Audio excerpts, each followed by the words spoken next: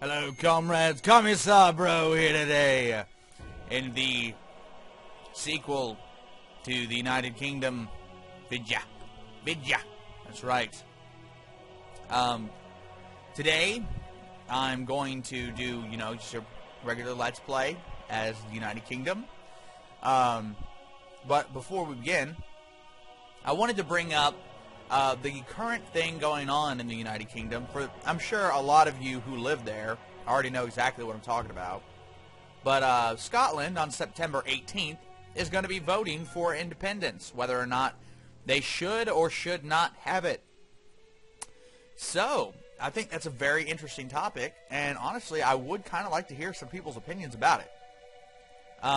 Because I feel like, hey, that's probably a really contentious issue, and it's monumental in my opinion. I just from all the, history buff and whatnot, that seems like it would have extreme effects, just both political, economic, and so on, to Scotland and England.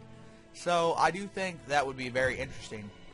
I'm also kind of curious as to if the, if Scotland does declare independence from the United Kingdom, what will happen to, the name? Is it going to stay the United Kingdom? I mean, I know Wales and North Ireland and, was it the Isle of Man there?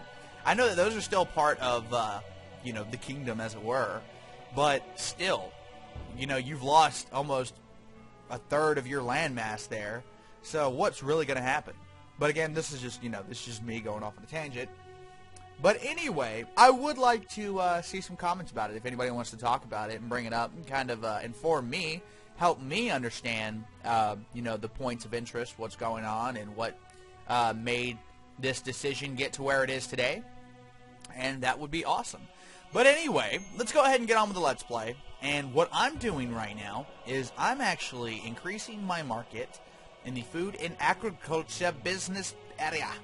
I'm trying to meet my consumption, even produce over, so I can pay other people, or people can pay me for my goods, because my goods kick ass. That's right. So, needless to say, I'm direct injecting ass loads of money in here.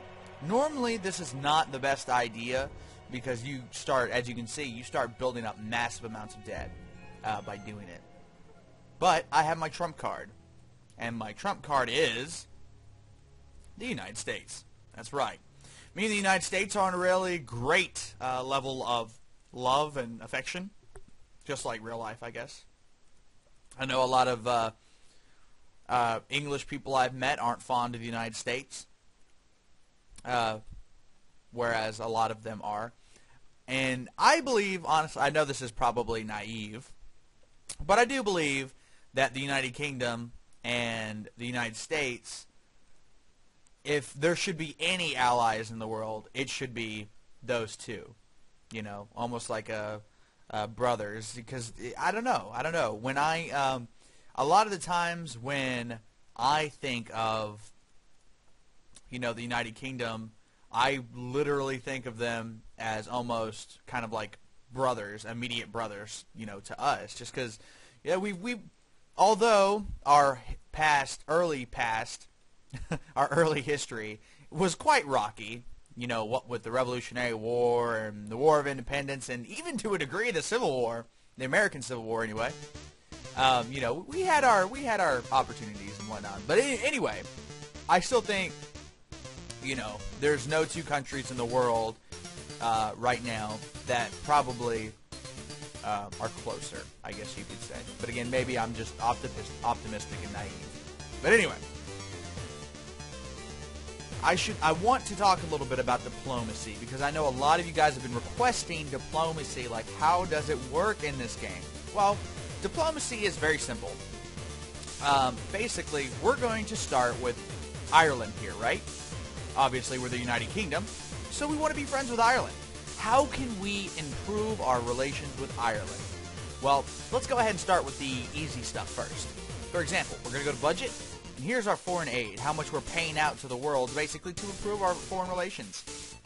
I'm going to max it out, and let's do that, and let's see how much our diplomatic relations go up with Ireland.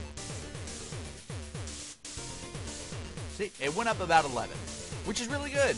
But it also went up with the rest of the world about 11. So it was obviously a good decision to do that. What else can we do?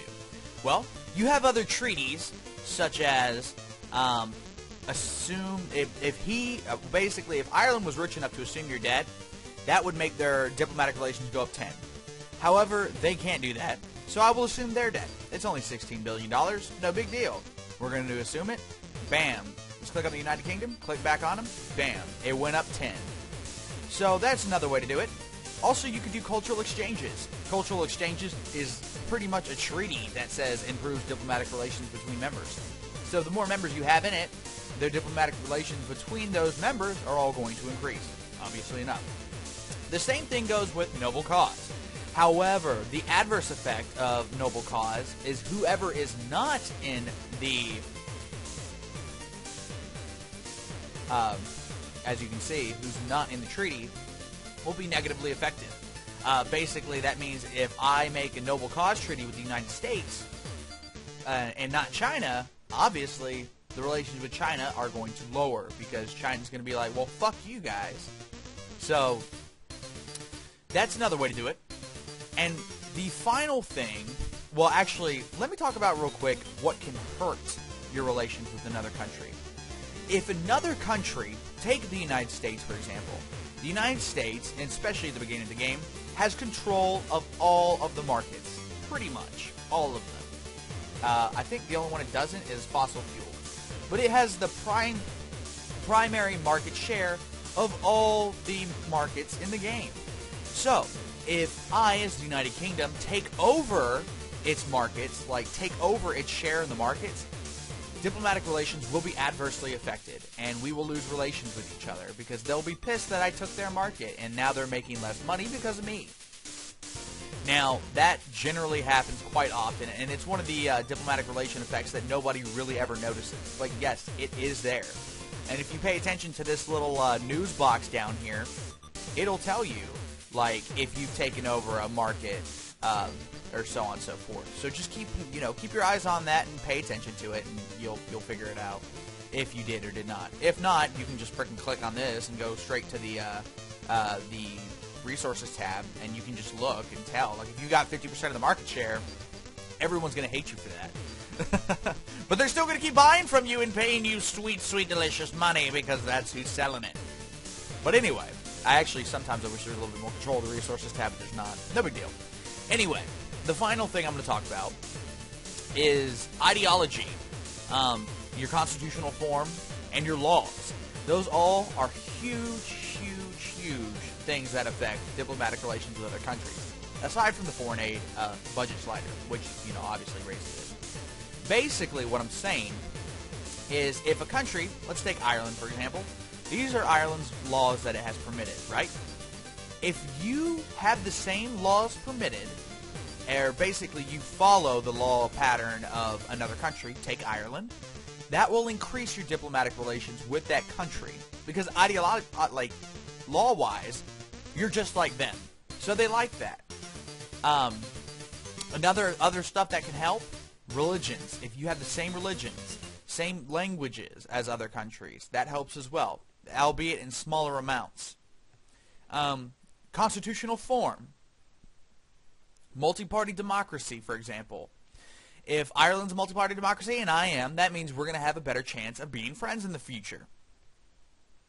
If a country is a communist state, on the other hand, or a single-party democracy, or so on, that's going to adversely affect diplomatic relations. Again, these are kind of obvious points.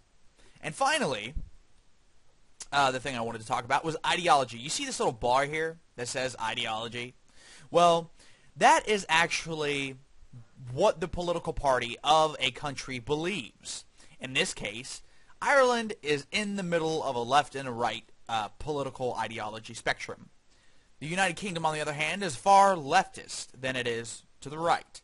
The United States, on the other hand, is far to the right. Well, not far to the right, but almost halfway, a little bit more right than left. And Canada is like basically in between Ireland and the United Kingdom, to give you an idea. Now, it is easier, and you get larger diplomatic relation bonuses if you have the same ideological belief system as another country. Again, this applies to, like, let's take China. China is really far to the right, and as you can look up here and see, their diplomatic relations with me is 16. And that's after about 3 years of relations building that I've been attempting to do. Even after maxing out foreign aid and even, I'm sure, having cultural exchange treaties. And then you can look at a country like Korea. Korea, it's far more to the right. It's a military dictatorship, so on and so forth. And we control its markets, essentially. So it doesn't like us. But we could make it like us. Look at this debt, for example. I could just take that right now, and I'm going to assume that country's debt, and bam, like I said, a 10 diplomatic relations increase. Plus, there's a better chance that North Korea is going to survive in the future. So we helped them out a little bit. And they like us more for it.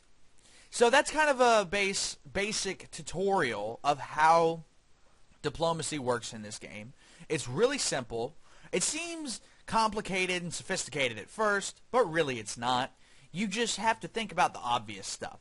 Are they a different ideology than me? Like, is this country communist? Is this country Democrat? Because, amazingly enough, those political ideologies really do affect relations between countries. Who focus on muskets and cannons and all sorts of goodness. So, this is what the map looks like, and as you can see, the map we're on is pretty big. It's pretty big indeed. And what happens as you explore more, it literally starts to turn into like an old-timey